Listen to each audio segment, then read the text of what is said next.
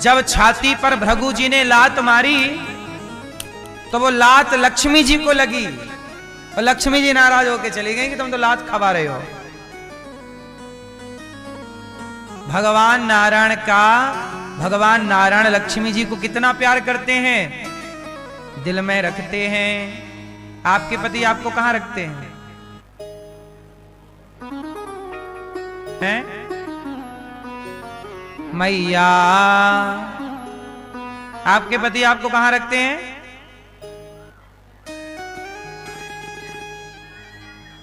दिमाग में रखते हैं।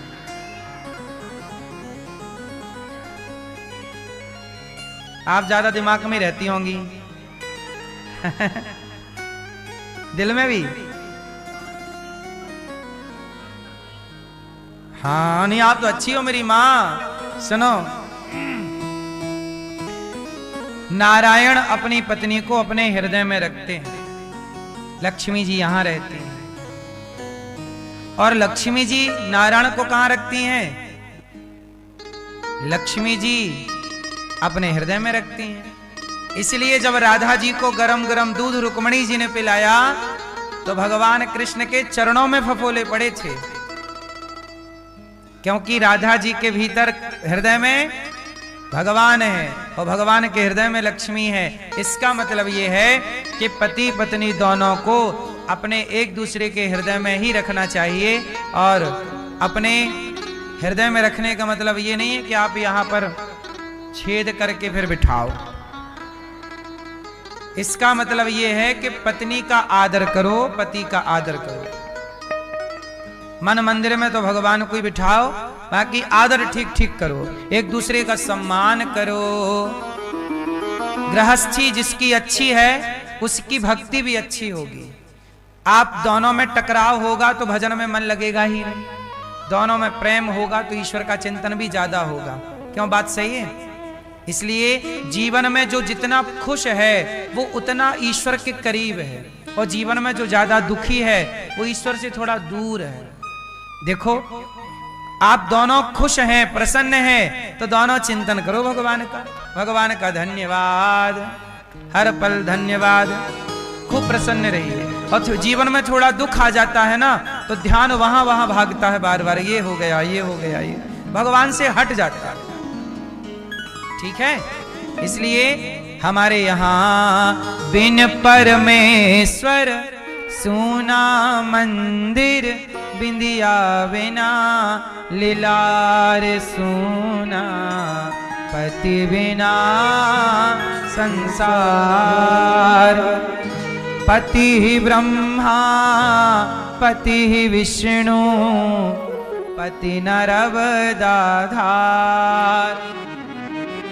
जिस नारी ने पति को पाया उसकी नैया पार सोना, पति बिना संसार। हमारे सनातन धर्म की खूबसूरती कितनी अच्छी है कि हमारे यहाँ रिश्तों को भी पूजा जाता है। रिश्तों को, माँ के रिश्ते को पूजा जाता है। माँ की पूजा, पति की पूजा, कन्या की पूजा, बेटी की पूजा होती है हमारे यहाँ। धरती में और कहीं बेटी की पूजा नहीं होती, धरती में और कहीं माँ की पूजा नहीं होती, धरती में और कहीं पति की पूजा नहीं होती, लेकिन सनातन में सबकी पूजा होती है। हर रिश्ते का सम्मान है। रिश्तों के प्रति इतना समर्पण यदि कहीं है तो यही सनातन की खूबसूरती है। एक बात और बताएं, सनातन की सबसे बड़ी बात यह है कि सनातन धर्म में ही नारी को भगवान का दर्जा दिया गया है। आप किसी हिंदुओं के सिवा बताइए, क्या और कहीं मजहब पंथ में कहीं नारी को भगवान का दर्जा दिया गया है? बोलो बोलो मेरी मां। नहीं, हमारे यहां अकेले नारायण नहीं है, लक्ष्मी के संग नारायण है, सीता के संग राम है, राधा के संग कृष्ण है। सनातन में युगल उपासना है। अन्य जगह देखो नारी को भगवान का दर्जा नहीं दिया। कहां दिया बता मुझे गिनाओ। क्या ईसाई नारी को भगवान का दर्जा दिए हैं? यीशु की पूजा करते हैं पर उनके यहां नारी भगवान के दर्जे पर नहीं रखी गई। मुसलमानों के यहां भी अल्लाह की पूजा है पर नारी को भगवान के दर्जे में नहीं रखा गया। लेकिन सनातन को देखिए, नारी को भी भगवान का दर्जा है, दुर्गा की पूजा है। हमारे यहां नारी का जितना सम्मान है इतना सम्मान धरती में कोई मजहब पंथ नहीं करता। इसलिए हमारे यहां नारी को पूजा जाता है।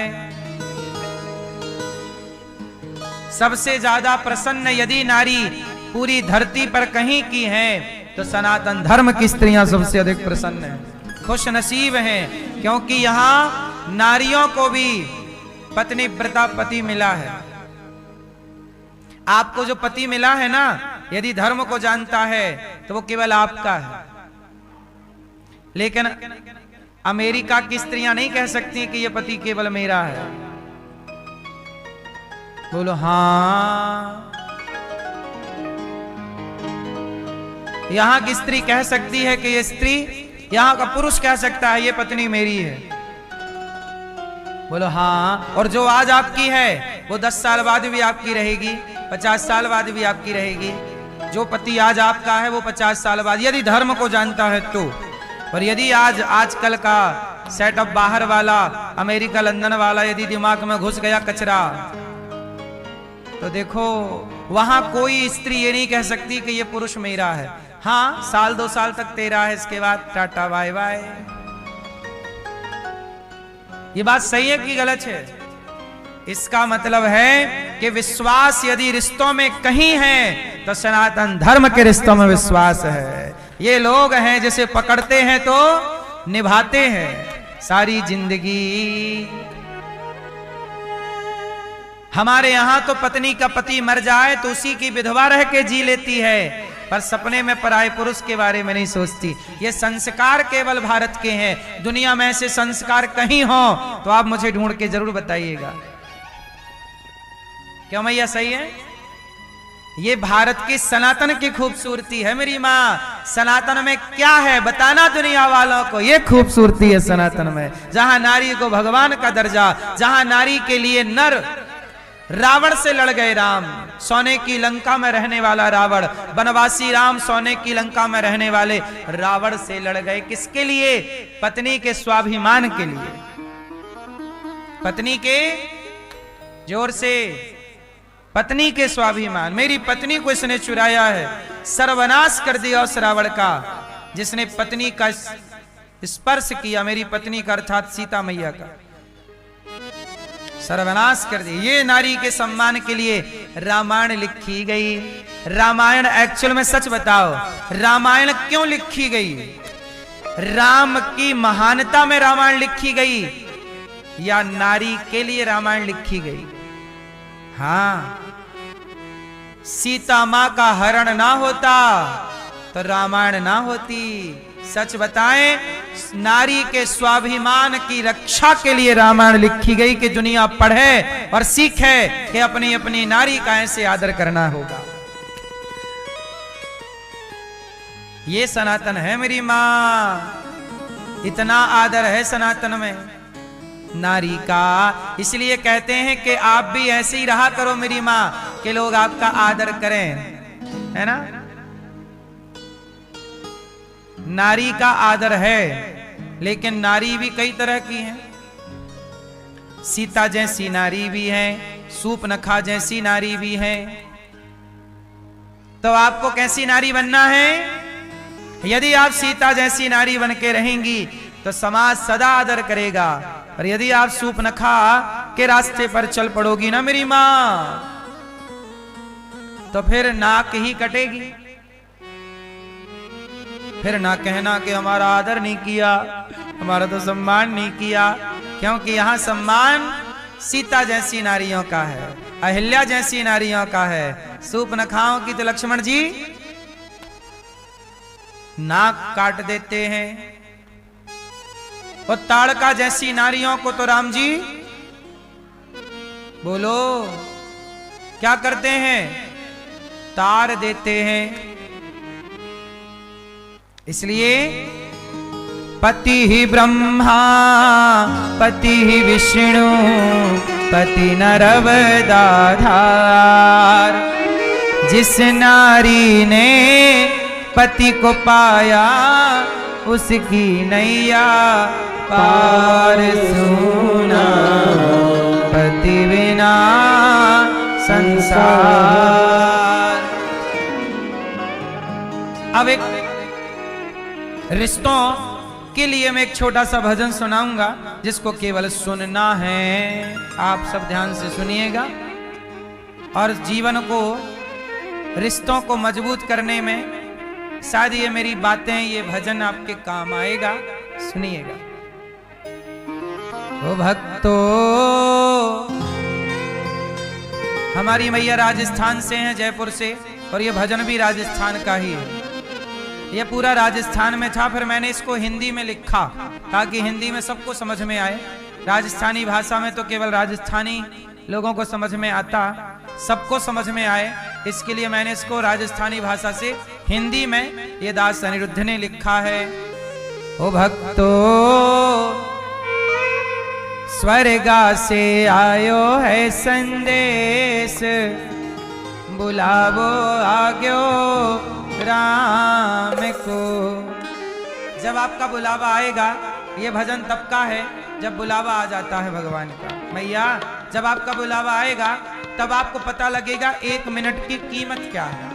अभी तो आप लोग लड़ झगड़ के समय काट लेते हैं, लेकिन जब समय खत्म हो जाता है तब पता लगता है कि 1 मिनट की वैल्यू क्या है। तो ये वो भजन है जो ये बताता है कि अब 1 मिनट बचा है, अब क्या करें। भक्तों, स्वर्गा से आयो है संदेश, बुलावो आग्यो राम को। भक्तों, स्वर्गा से आयो है संदेश, बुलावो आग्यो राम को। भक्तों, स्वर्गा से आयो है संदेश, बुलावो आग्यो राम को। भक्तों, स्वर्गा से आयो है संदेश, बुलावो आग्यो राम को। बुलावो आग्यो राम को। हाँ, बुलावो आग्यो राम को। भक्तों, स्वर्गा से आयो है संदेश, बुलावो आग्यो राम को। भक्तों, स्वर्गा से आयो है संदेश, बुलावो आग्यो राम को। अब देखो, बुलावा आ गया। सबसे पहला बुलावा पिताजी का आया। पिताजी जाने लगे तो पिताजी ने मरने से पहले यमराज जी से कहा, जरा 1 मिनट दे दो, मैं अपने बेटों से कुछ कह दूं। क्या कह रहे हैं?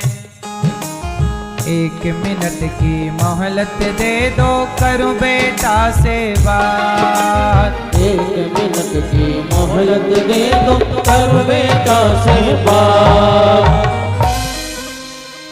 1 मिनट की मोहलत दे दो, करूं बेटा से बात। बेटा से बात करना है यमराज जी, 1 मिनट का टाइम। बेटों को बुलाया और बाप बोला, भाई भाई प्रेम से रहना।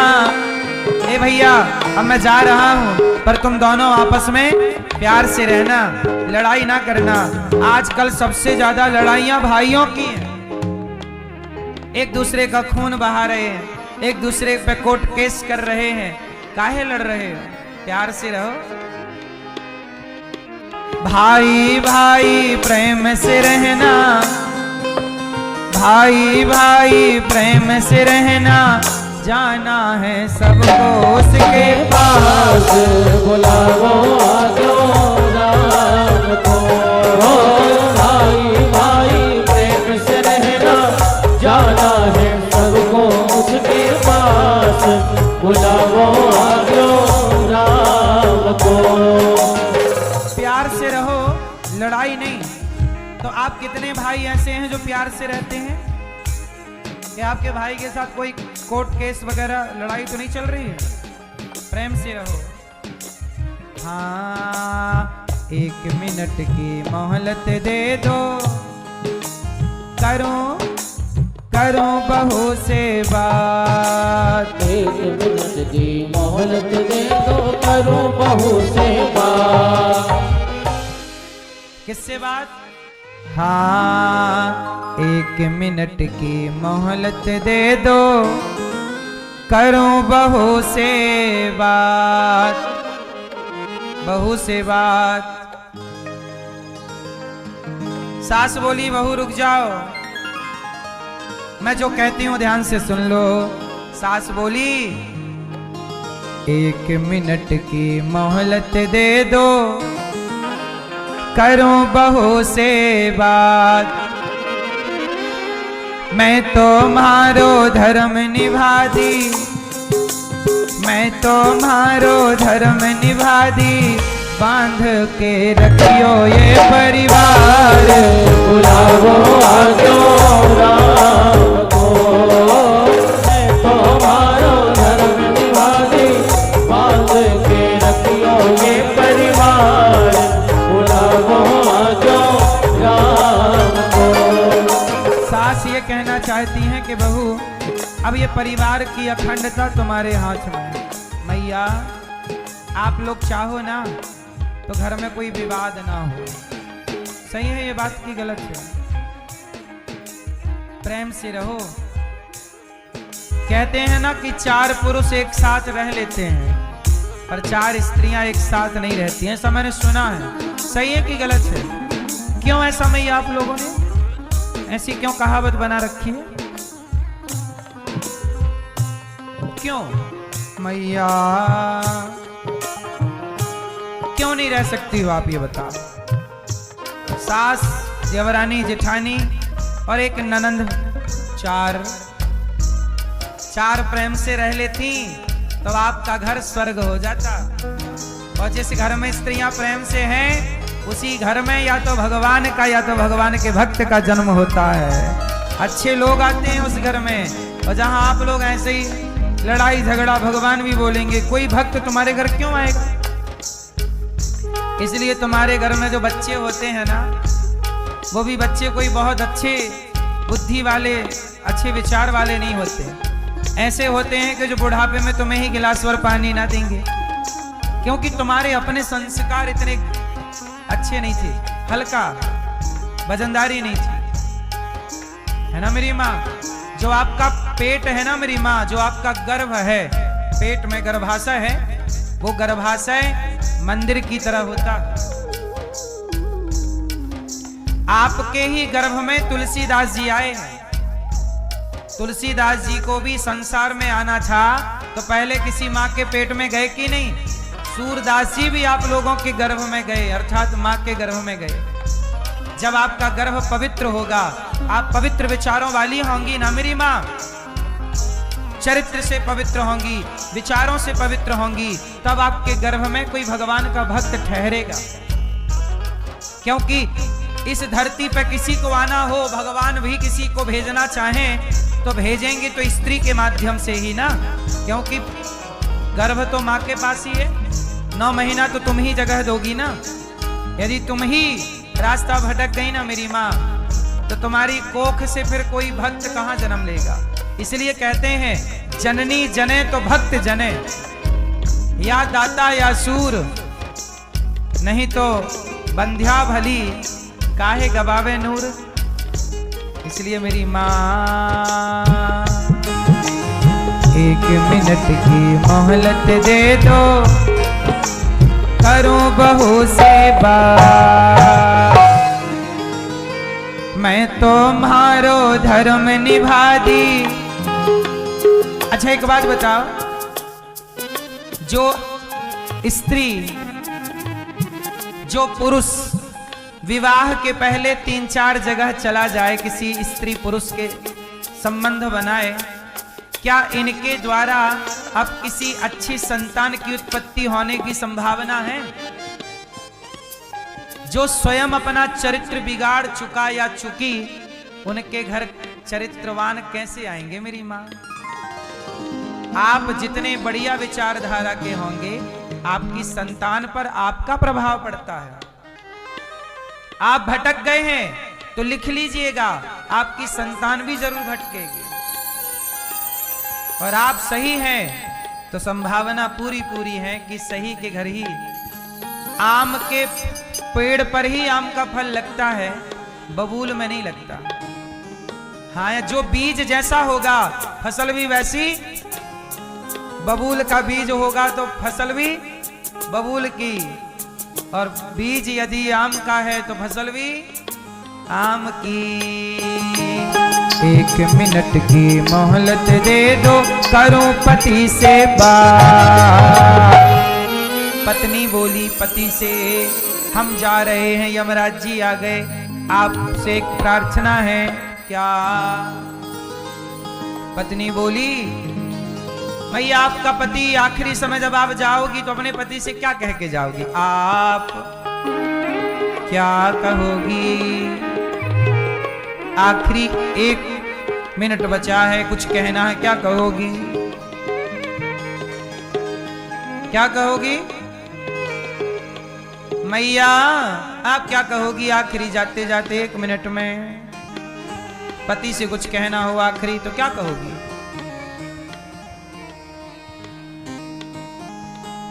क्या? गोल गोल तब गोलमाल है। मैया आप क्या कहोगी?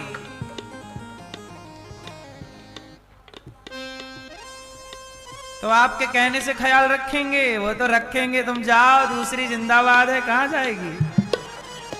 वो तो अपना बढ़िया ख्याल रख ही लेंगे। हाँ, क्या है एक स्त्री का सपना? 1 मिनट की मोहलत दे दो, करूं पति से बात। रोली सुन रहे हो पति? पति महाराज सुनो। रोली मोली चुनड़ी मेहंदी, रोली मोली चुनड़ी मेहंदी, मोतियन से भर दो मेरी बात। बुलावो आजो राम को, रोली मोली चुनरी मेहंदी, मोतियन से भर दो हमारी बात। बुलावो आजो राम को, बुलावो आजो राम को, बुलावो आजो राम को। से आयो है संदेश, बुलावो आग्यो राम को। भक्तो श्रद्धा से आयो है संदेश, बुलावो आग्यो राम को।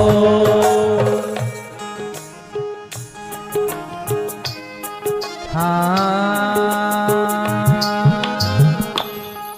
मैया पत्नी से क्या कहेगी? पति से 1 मिनट की मोहलत दे दो, करूं पति से बात। रोली मोली चुनड़ी मेहंदी, मोतियन से भर दो मारी मांग। बुलावो आग्यो। इसलिए पति लोग मेरी बात ध्यान से सुने। आप लोग अपने पत्नी की मांग वांग कभी भर देते हो बीच बीच में कि नहीं? हैं दादाजी? आप पत्नी कहाँ आपकी? कहाँ? ये तो आप भी कभी मैया को सजाया करो, श्रृंगार किया करो, मांग भर दिया करो। हैं? हैं? शौक नहीं है?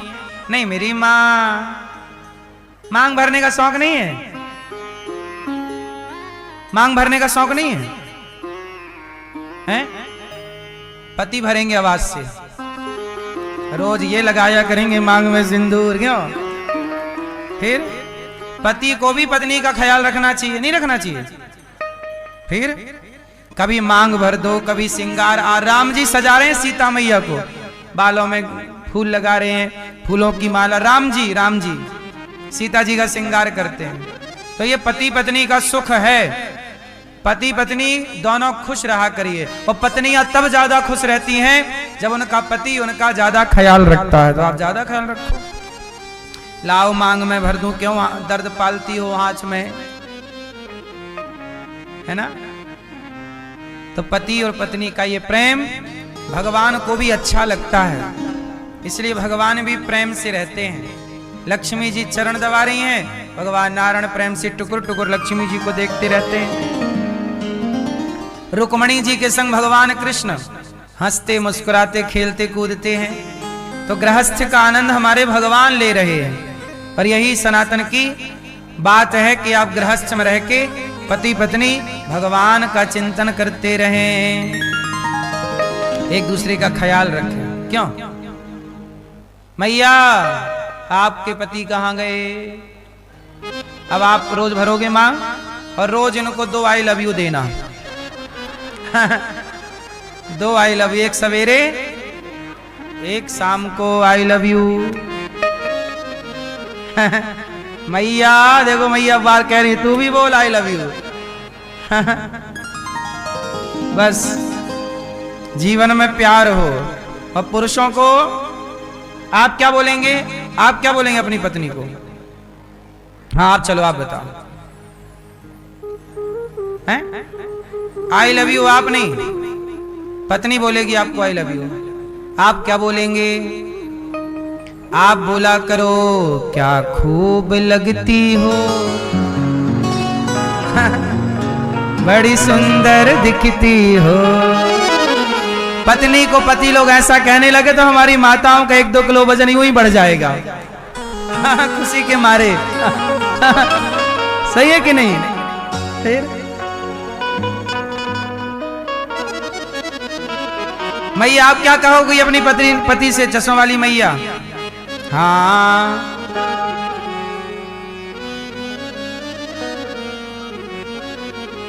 नहीं, मिलके रहो। बोलना क्या है?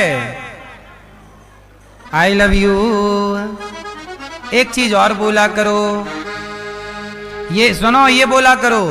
आप ये बोला करो, मिले हो तुम हमको बड़े नसीबों से।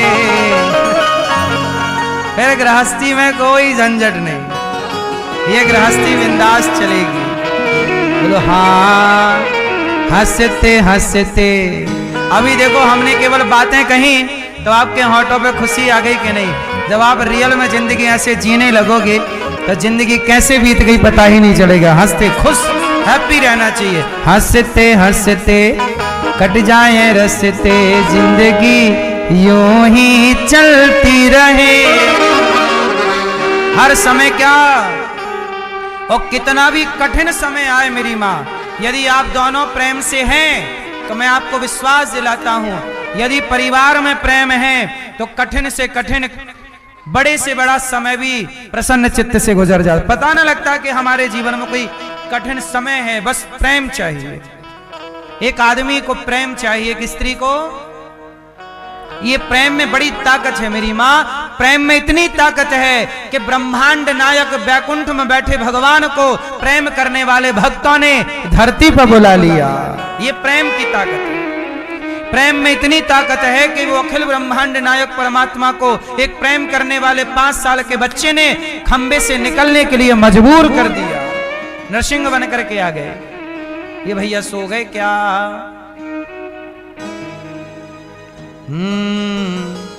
जो जो जो जो जो सो गए। पत्नी कहाँ आपकी? उन्होंने सब सुन लिया, आपने कुछ सुना ही नहीं। तो आपके वाला पूर्ति कौन करेगा? इनके वाला तो ये कर देंगी। आप सो रहे थे जब हम बता रहे थे, जो सोवत है वो खोवत है, जो जागत है सो पावत है। उठ नींद से अखियां खोल जरा। भगवान गोपियों के संग दिव्य रास रचा रहे। गोपियों के संग जब गोपियों ने कहा प्रभु हमारा आपके सिवा कोई नहीं, दिव्य रास रचाए। तभी गोपियों को अभिमान आ गया, मैं बड़ी सुंदर हूँ। भगवान गोपियों को छोड़कर अंतर्धान हो गए। सारी गोपियां विरह में डूब गईं। कृष्ण कहाँ चले गए प्रभु, कहाँ चले गए? जब भगवान को पुकारा गोपियों ने, सारी गोपियां पुकार रही हैं, भगवान की दिव्य लीला का जो अनुसरण गोपियां करने लग गईं। एक सखी भगवान को, अच्छा गोपियों की ढूंढने का तरीका बड़ा गजब है। एक सखी बोली कि मैंने गोवर्धन उठा लिया, एक अपने को कृष्ण मान बैठी और बाकी सब नीचे तलहटी पे आ गए। सारी सखियों ने अपने को भगवान के आसपास माना। जो लीला हुई भगवान की, उस लीला का अनुकरण करने लग गए, अनुसरण करने लग गए। गोपियां बड़े प्रेम से रहती हैं भगवान की याद में। अब बोली हमें आगे ढूंढना ही नहीं, आगे चली तो राधा रानी मिल गई। भगवान ने लगता सखी तुझे भी छोड़ दिया। राधा रानी रो रही हैं, हे कृष्ण कहाँ चले गए? जब सारी गोपियों ने पुकारा, हे प्रभु हम तुम्हें कहाँ ढूंढें इस जंगल में, हमें क्या पता कि तुम कहाँ हो, तुम्हें पता है कि हम कहाँ हैं, इसलिए हम आपको नहीं ढूंढ सकते। प्रभु आप ही हमें खोज लीजिए, आप हमें ढूंढ लीजिए, हम आपको क्या खोजेंगे? जब गोपियों ने रो करके पुकारा, गोपियों ने गीत गाया। गोपियों ने कहा गोप्यः ऊचुः, गोपियां बोली जयति तेधिकं जन्मना ब्रजः श्रयते इंदिरा शश्वदत्रहि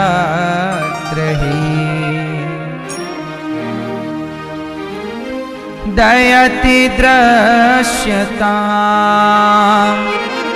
दीक्षुता विकास त्वयि धृतासवास त्वां विचिन्वते तव कथामृतं तप्त जीवनं कविभिरीडितं कल्मषापहम्।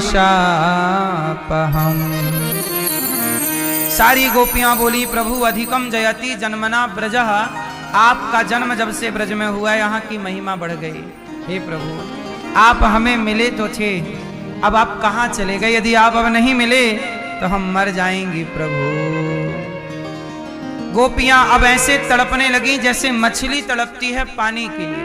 और सच बताएं, भगवान को पाना चाहते हो तो भगवान से इतना प्रेम करो, इतना प्रेम करो कि उनके सिवा कोई अच्छा ना लगे। देखो संसार बहुत अच्छा है, पर संसार कब तक अच्छा लगेगा?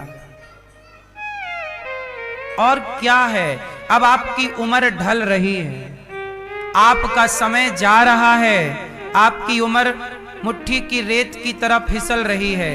अब जाती हुई आयु में बाकी तो सब मिल ही गया, परिवार व्यापार। अब जिसकी तलाश में धरती में आए थे भगवान की, अब उनकी ओर थोड़ा बढ़ चलो, इसी से आपका लोक परलोक सुधरेगा। गोपियां बोली कि प्रभु अब हमारा आपके सिवा कोई नहीं। सारी गोपियां बोलने लगी कब आएगा मेरा सांवरिया, कब आएगा मेरा सांवरिया।